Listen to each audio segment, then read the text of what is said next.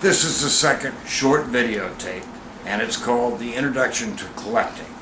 And what we recommend that you do, like most pros do, is select one category or two.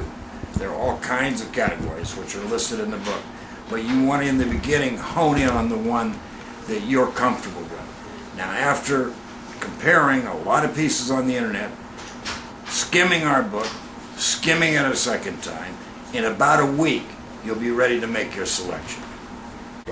Like we did in 1967 with our first collection, and in the mid-80s up until 2007 with our second collection, we chose money clips as one of our specialties. Currently we have over 50 of them, 16 displayed vertically.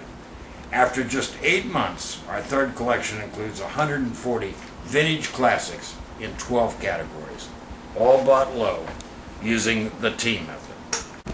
Currently, this is our favorite money clip. This is a Janet Thomas arrowhead. Jana was a Tiffany designer in New York City prior to going to Texaco, Mexico to join the Mexican Silver Renaissance. She is a very, very talented designer, and her pieces are very rare. We paid $145 for this. We wouldn't sell it for 3 times that. Here is our second favorite, an Anthony Pinatta wishbone. We paid $139 for it. It's not as rare as a Janet Thomas arrowhead, but still pretty rare. We wouldn't sell it for twice that. Antonio Pinatta, Hector Aguilar, and the Castilla brothers were William Spratling's most famous students, who went on to a level many would consider equal to the founding maestro himself. In all, there were 100 plus maestros and 5,000 plus silver artisans working in the trade in tiny Texaco. The intense competition, 5,000 people, pushed them all to a level none of them could have achieved alone.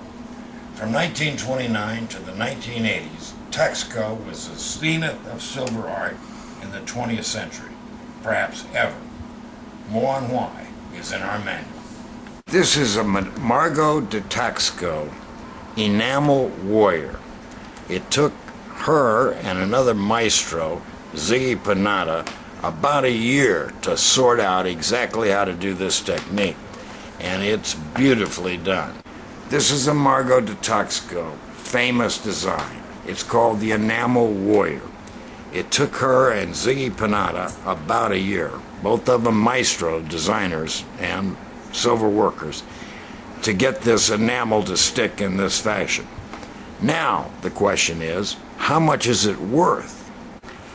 The T method teaches you how much each piece that we have in this collection, or the pieces you'll likely put in yours, are worth, not just now, but for the foreseeable future as well. Now, whether you choose to specialize in pins, pendants, earrings, trays, pillboxes, bracelets, there are a whole list, probably 15 categories. The T method holds across the board.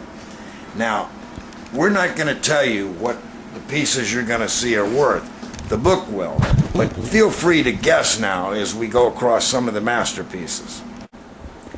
These 5 some gold pieces, 1, 2, 3, 4, 5, were all purchased about the same price.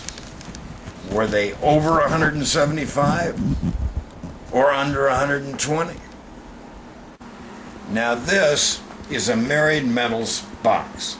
The seamless combination of silver, brass, and copper, and sometimes stone, in this case you'll see all the Malichetti, Azure Malichetti stone in here, was a Texaco invention.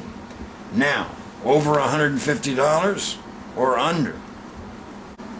Here's a Pluma Azteca mushroom by Janet Thomas. Notice how it's the same on the flip side, just reversed. It is one spectacular Aztec technique with feathers and resin inside silver. Now, is this over $250 or under?